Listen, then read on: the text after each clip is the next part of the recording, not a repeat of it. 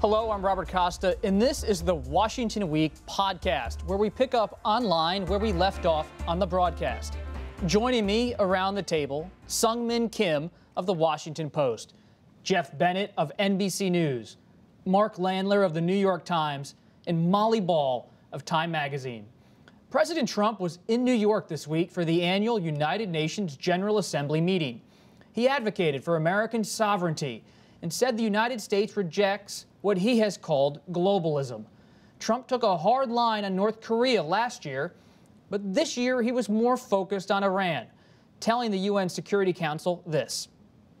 We cannot allow the world's leading sponsor of terrorism to possess the planet's most dangerous weapons. We ask all nations to isolate Iran's regime as long as its aggression continues. He also told the UN Security Council that China is meddling in the 2018 midterm elections. Regrettably, we found that China has been attempting to interfere in our upcoming 2018 election, coming up in November, against my administration. They do not want me or us to win because I am the first president ever to challenge China on trade. And we are winning on trade. Mark, you had an exchange with President Trump at his news conference about China, about the way he seems to take a proactive view some days and then other days takes this hard line. Yeah, I mean, one thing that interested me is he has always talked about this great personal relationship he has with the president of China, Xi Jinping, and yet this week he essentially accused Xi Jinping's government of trying to hurt him and his party in the midterms. And so I wondered how the president can justify being friends with this guy. And he said to me, in essence, he's trying to help his country, I'm trying to help mine. And, you know, so he sort of deflected the question. The other thing I wanted to ask him is, how did he compare China's interference, alleged interference, with Russia's interference in 2016? And his answer was, well, I think they're different. Then he did not explain how he thought they were different. In fact, the evidence we have for China's interference is pretty run-of-the-mill. They've taken some ads out in Iowa newspapers targeted at farmers who are the victims of retaliatory tariffs. That's a fairly standard strategy by a country that's engaged in a trade battle with another country. Japan did it years ago in the United States. So on the face of it, there's no comparison between what the Chinese are doing and what the Russians did. What we don't know, though, is does he have other evidence? He said rather tantalizingly, there is other evidence. It's going to come out. I'm not going to tell you what it is today. So we'll just have to wait and see. My hunch is we may discover that what China's doing is really less spectacular and undermining than what the Russians were doing. Jeff, you were in New York as well with President Trump, covering him. Last year at the UN, all this talk about Little Rocket Man and Kim Jong-un. Now he's talking about bettering the relationship and maybe having another meeting. And he's making the, or did make the case, tried to make the case that his, brash brand of diplomacy is the thing that actually eased tensions with Kim. Now you have the president and Mike Pompeo floating this notion of a second summit, even though, as NBC has reported, Kim's regime continues to build upon its weapons program. So what's interesting, though, is that, as you mentioned, this past week, the president had a new top target, Iran, and it appears he's trying to use the same playbook against Iran that he used against North Korea. This maximum pressure, this tough rhetoric, all aimed at bringing Iran to the negotiating table, although there's a completely different dynamic between North Korea and Iran, and there are a lot of people who are concerned that we could tip ourselves into some serious conflict with Iran if we're not careful. Molly, what about this Middle East peace plan that Jared Kushner and President Trump have been working on for over a year? Is this different approach to Iran part of that from your read of the whole situation? I sense more that the Iran push is about the hand of John Bolton and the administration. He's a new element here. He came in right when the administration was finally carrying out Trump's promise to cancel the Iran nuclear deal, a deal, by the way, that many people said if he could get anything like that with North Korea, it would be quite a big victory. But there they were canceling it and then proceeding to make these very bellicose noises toward Iran. So it is actually not very clear what their end game is, but Bolton has been an Iran hawk for a long time. and so has Pompeo, frankly. And so this is the new sort of aggressive push that they're making, having canceled the deal, to try to get the rest of the world to come along and help to further isolate Iran. Seung-min, Molly's talking about the hawkish wing of the Republican Party liking the president's approach here at the UN.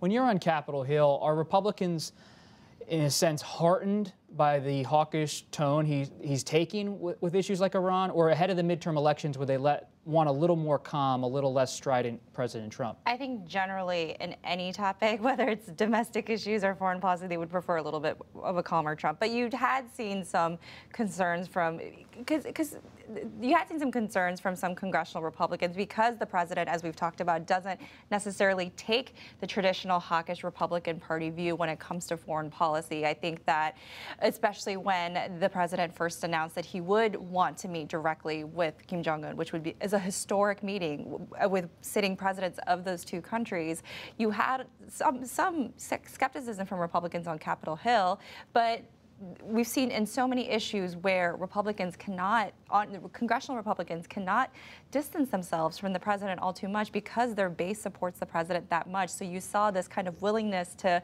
essentially hope for the best and support whatever the president decides. But if you recall, immediately after that summit, there wasn't a lot of clarity as to what was agreed to between the two leaders. There was a lot of concern on Capitol Hill, particularly I recall from Senator Cory Gardner and kind of that wing of the Republican Party on the potential suspension of the, quote, war games. That was a major issue that actually Vice President Pence had to talk to them about.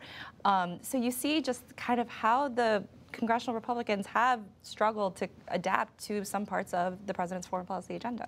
Well, I think that we're very far from getting a coherent sense of what the Trump doctrine is in foreign policy, right? Because he is still, in his speech at the UN was very much about this America First agenda and talking about not being the president of the globe and so on.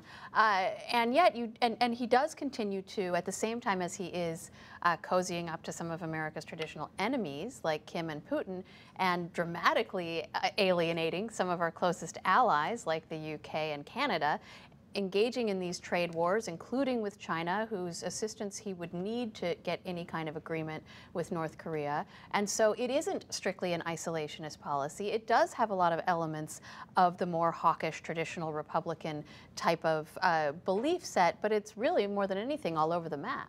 Yeah, this was the third gathering of world leaders in recent months. You have the G7, NATO, and now the UN, where the president in his speech made clear that he sees little use for multinational organizations, right?